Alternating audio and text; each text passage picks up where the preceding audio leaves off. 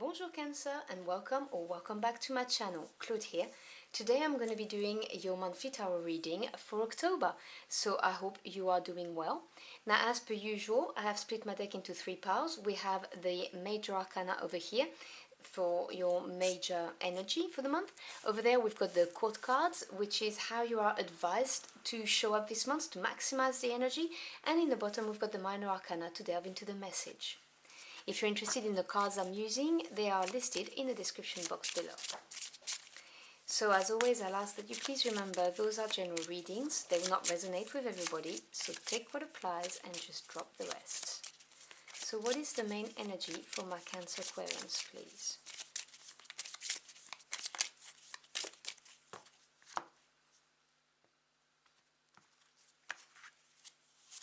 So your main energy is, wow, the sun. Well, that is absolutely beautiful.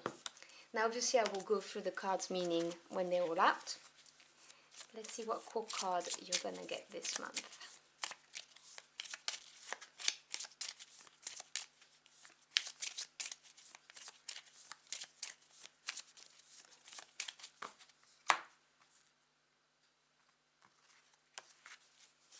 And you have the Queen of Swords.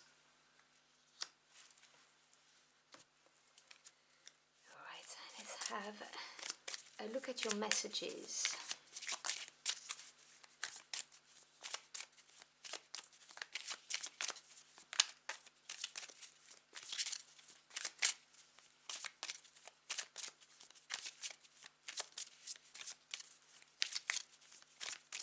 I think that's about right. Okay, so we begin with the Six of Swords. That's interesting because I show it in the pre-shuffling just before I switched on the camera, so it really wanted to come out for you. The Ten of Cups and the Ace of Cups. How beautiful is that? We then have the Six of Wands, two sixes together, the Five of Swords, and the Nine of Pentacles. Wow, you have some seriously nice cards. Okay. Bottom of the deck, which is the energy working behind the curtains that you may not be aware of, we have the Four of Pentacles. So let's start with this. The Four represents strong foundation and stability in tarot. And the pentacles, or the coins, represent earth energy. So this is the physical realm. It represents either your work life, so you know, your career, a job, a business, promotions, that kind of thing, your financial assets, but also your home and the relationships within. It's very pragmatic and practical energy. And the Four of Pentacles represents being stable in your physical world, whether this is because you've got a stable career, a stable home life, a stable job, or whether it's because you have some savings. But this is the energy behind this. This is trying to provide you with this level of stability. And you may not be aware of this, but you know, your spirit team, whoever you believe in and work with, it could be God, it could be the universe, it could be your angels, your ancestors. This is what they are trying to orchestrate for you, you know, that level of stability, strong foundation in your everyday life, which is very nice energy. And as your main energy for the month, you have the Sun. It is so nice. This is the best card of the deck. The Sun, literally, if there were any negative card in there, would get rid of any negativity in your reading. This is, you know, the warmth of the sun, the energy of the sun. It's revitalization if you have been tired or bruised, you know, exhausted. It's victory, success, happiness, joy. It really is, you know, any positive word you can think of, you can stick it with the sun, and this is what this is. So this is really beautiful because this is what the energy of your month is going to be like. So if right now you're thinking, hey Claude, seriously, I'm not having a good time, things are going to change.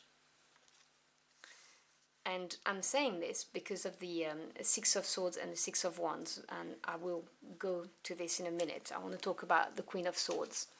So you're advised to maximize this energy of the sun, of happiness, of success, of things moving on in a positive way. You're advised to embody the energy of the Queen of Swords.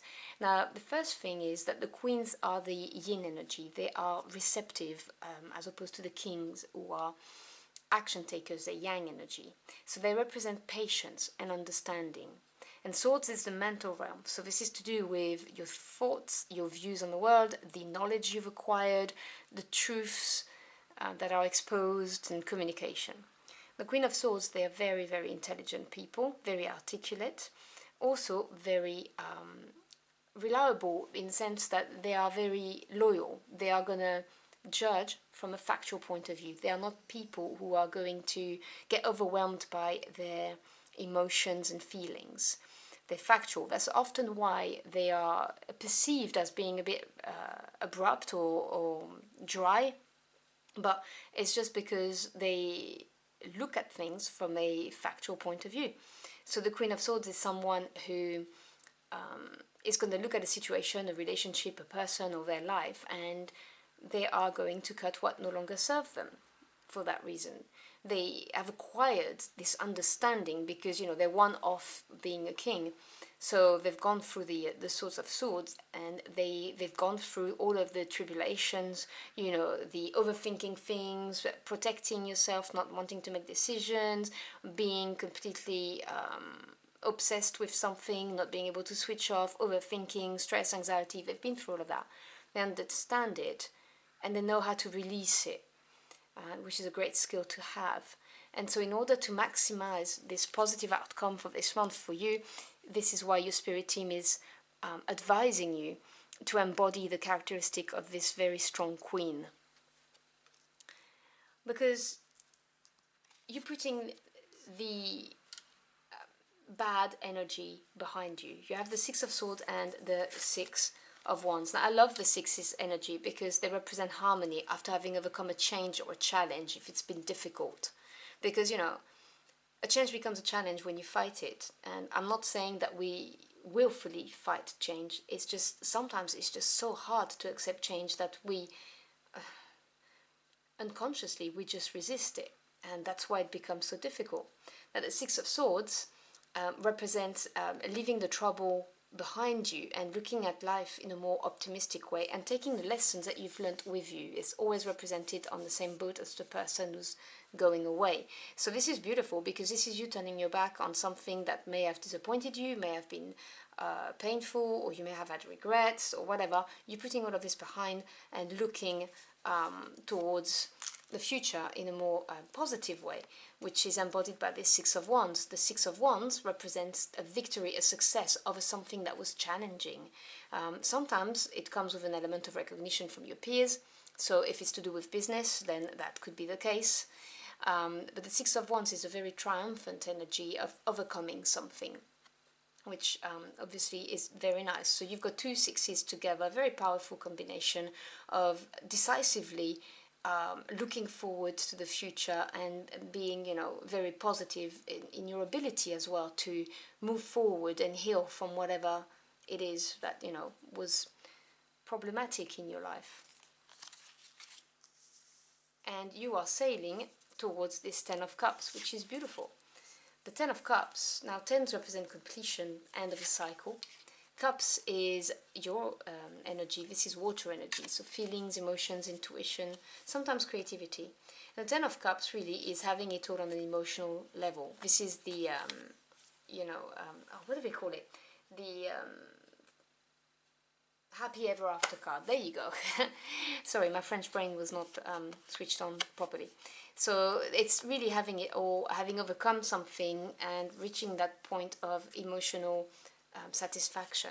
It is supported by the Five of Swords, and the Five, as I said, represents changes, and swords being with the way you think, the way you view the world. This is a change in the way you think. Now, I know sometimes this card has a negative connotation, but I'm not feeling the shadow side of it whatsoever. Because yes, it is true in the shadow side that this card may represent winning at all cost. And so thinking differently out of the box in order to get that win. But what I'm seeing is you having learned some very powerful lessons from the situation or relationship, and looking forward to obtaining this happy ever after by changing the way you think or look at things, generally speaking. I'm sensing a very big transformation in the way you look at things, generally speaking. So it could be the way you look at a romantic relationship or long-term commitment, but it could also be how you look at a long-term career development or business plan, that kind of thing. So take what resonates. And because of this, because you are changing the way you look at things and you act, you get given a brand new beginning. And this is beautiful because this is to do again with your feelings and your emotions, which still are in the water element of it. And this is the ace.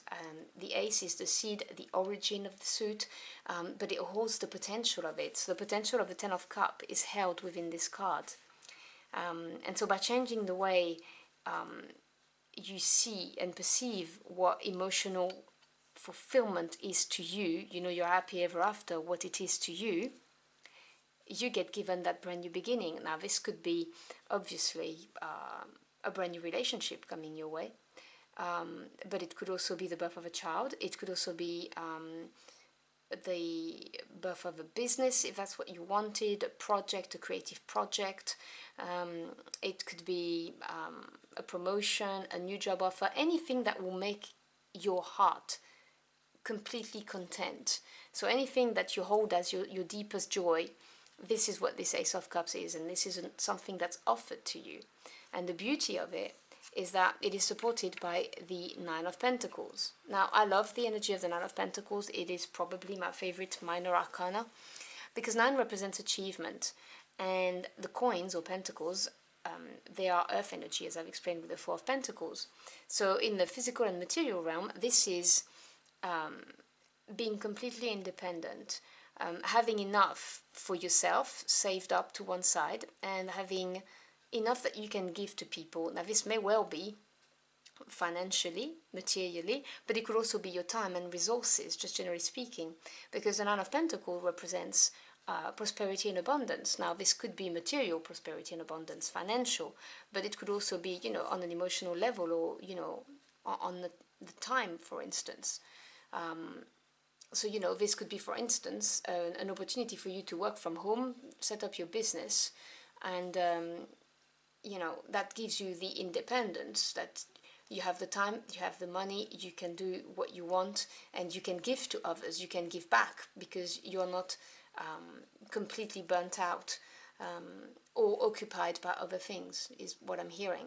So it is a very, very nice energy to be in, because this level of independence and prosperity and abundance and stability, it gives you that inner glow, that I've got this covered, I don't need other people. And for some of you, this is a message I have to give, not all of you, but for some of you, you may have felt that your happiness was dependent upon someone else.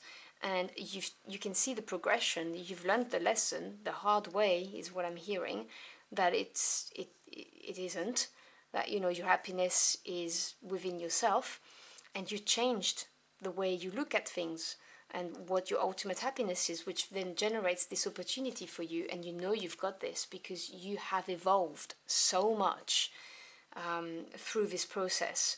And as I said with the Sun, ultimate happiness, joy, success. So the advice really is to make sure that you look at things from a factual point of view, and the Queen of Swords is really somebody who's going to be kind of ruthless in a way of what she will no longer tolerate in their life, is what I need to say to you. So, and obviously that's the advice. You are sovereign of your life. I'm just telling you the messages I'm hearing.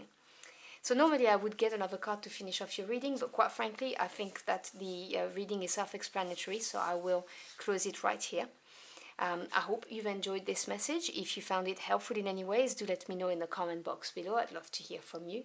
As always, I thank you so much for your time. I really appreciate it. I wish you a beautiful month. It really looks like it's going to be. And I will see you again very soon. Until next time, au revoir.